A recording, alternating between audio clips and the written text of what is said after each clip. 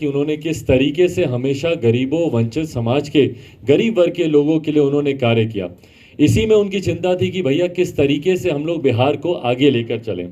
और उस वक्त हमारे नेता एकमात्र मुझे लगता है ऐसे व्यक्ति थे जिन्होंने हमेशा दलगत राजनीति से उठकर बिहार के प्रदेश के हित में जो सही फैसले हैं वो उन्होंने लिया, उन फैसलों का उन्होंने समर्थन किया।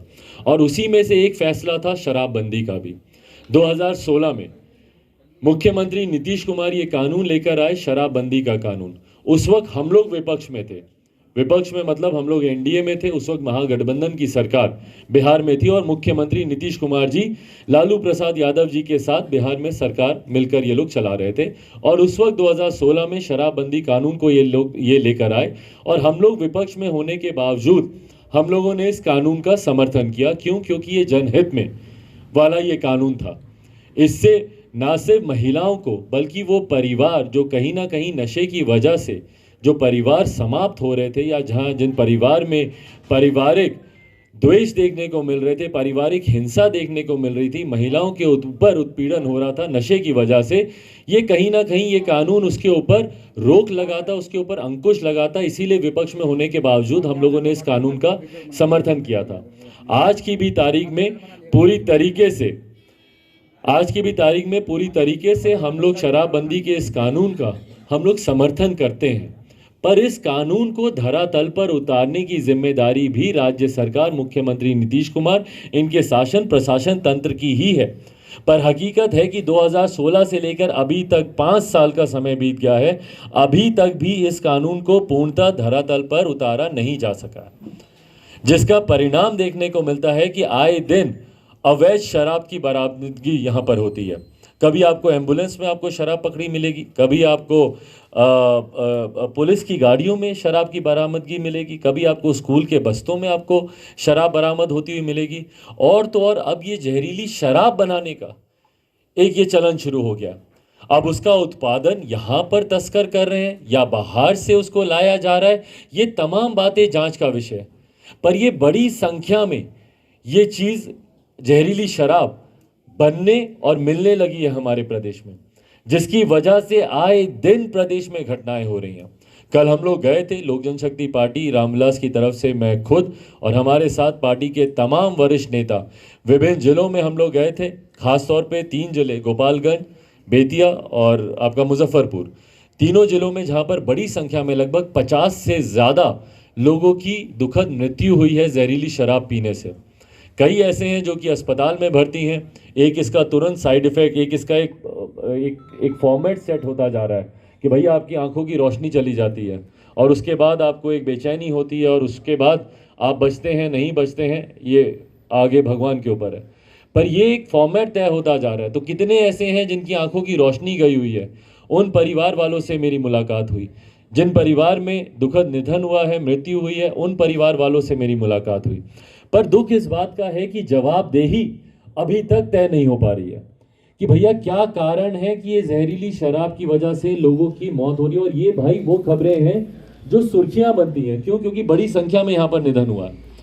पर रोज बिहार के किसी ना किसी गांव में ऐसी मृत्यु हो रही है जो सुर्खियां नहीं बनती, खबरें नहीं बनती। क्यों? क्योंकि एक व्यक्ति का निधन हुआ या 2 व्यक्ति का निधन हुआ, वो मीडिया में उस तरीके से उठता नहीं है। पर आए दिन इस तरीके का निधन हो रहा है, इस तरीके की मृत्यु हो रही है। ये जिम्मेदारी, जवाबदेही तय करने का समय।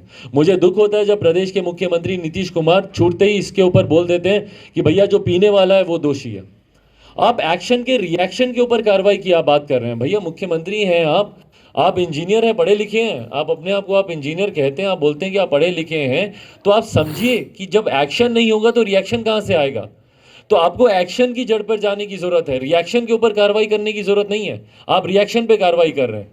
भैया अगर वो शराब मिलती ही नहीं तो वो दोषी पीता कैसे, या वो व्यक्ति पीता ही कैसे?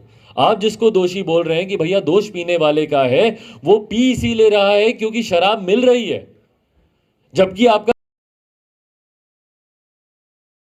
साथ में इसके सम्मिलित है। और मुख्यमंत्री नीतीश कुमार जी अपने 2-4 अधिकारियों के माध्यम से ही सरकार चलाने के लिए जाने जाते हैं। जनता से संवाद करना या जनता से जुड़ना तो उनकी कार्यशैली में कभी रहा नहीं। आज तक हम लोगों ने कभी नहीं देखा, या अगर आप लोगों ने देखा हो तो मेरी जानकारी को आप लोग दुरुस्त कीजिएगा। आखिरी बार किसी पीड़ित परिवार से मुख्यमंत्री नीतीश कुमार जी कब मिले थे? और मैं किसी भी पीड़ित परिवार की मैं बात कर रहा हूं, भले किसी अपराधी ने उसकी गोली मारकर हत्या कर दी हो, अपहरण की वजह से उसकी हत्या हो गई हो, लूटमार में उसकी जान चली गई हो, या कोई वैसे ही प्रताड़ित हुआ हो, कहीं पुलिस प्रशासन में किसी के ऊपर कोई दुष्कर्म किया गया हो उस वजह से हो, या किसी महिला के ऊपर कोई दुष्कर्म किया हो। अभी जहानाबाद में एक घटना घटी, महिला के साथ गैंगरेप किया गया। रोसड़ा में एक घटना घटी, पुलिस की कैद में एक दलित युवक के ऊपर जिस तरीके से अत्याचार किया गया। तो कोई एक जगह दिखा दीजिए ना जहां पे मुख्यमंत्री नीतीश कुमार गए हों। यहां पर इतनी बड़ी घटना घट जाती है, 50 से ज्यादा लोग जहरीली शराब पीने से मारे जाते हैं। बताइए मुझे कहां पर गए मुख्यमंत्री नीतीश कुमार? और जब तक आप घटना स्तर पर आप जाएंगे नहीं, जब तक आप उस पीड़ित परिवार से आप मिलेंगे नहीं, भैया आपको जानकारी कैसे मिलेगी कि क्या सही चल रहा है क्या गलत चल रहा है? आप सोचें कि आप अपने हवा महल में बैठकर आपको सारी जानकारी मिल जाएगी, ऐसा होता नहीं है मुख्यमंत्री नीतीश कुमार जी। करते हैं आपके हवा महल में सारी सही खबरें आपको नहीं मिलेंगी। सारी खबरें छन कर जो आप सुनना चाहते हैं वही अधिकारी आपको वहां पर सुनाते हैं। अधिकारी आपको बोलते हैं कि ये गरीब लोग जो बिहारी हैं ये दोषी हैं, और आप तुरंत अपनी प्रदेश की जनता के ऊपर आप आरोप लगा देते कि भैया दोषी हैं। दोषी वो लोग हैं जो तस्करी कर रहे हैं, दोषी वो लोग हैं जो अवैध शराब को बॉर्डर के माध्यम से लेकर आ रहे हैं प्रदेश में, दोषी वो लोग हैं जो जहरीली शराब का निर्माण प्रदेश में कर रहे हैं, और आपकी नाक के नीचे ये सब हो रहा है, आपके शासन प्रशासन तंत्र के सामने ये सब हो रहा है। भाई अगर एक आम बिहारी इस बात को जानता है, भाई आप कैमरा लगा दीजिए कहीं पे भी जाइए आप पब्लिक प्लेस पे, और आप कैमरा लगा दीजिए और आप पूछिए जनता से कि क्या खुलेआम शराब मिलती है कि नहीं मिलती है। एक स्वर में सब बोलेंगे कि भैया मिलना तो एक तरफ है, होम डिलीवरी होती है शराब की। एक स्वर में सब व्यक्ति ये बात बोलेंगे। एक आम बिहारी अगर इस बात को जानता है कि बिहार में शराब खुलेआम मिलती है, तो क्या मुख्यमंत्री नीतीश कुमार इस बात को नहीं जानते? सीधा आरोप समझे मुख्यमंत्री नीतीश कुमार पर, तो सीधा आरोप है मेरी तरफ से ये।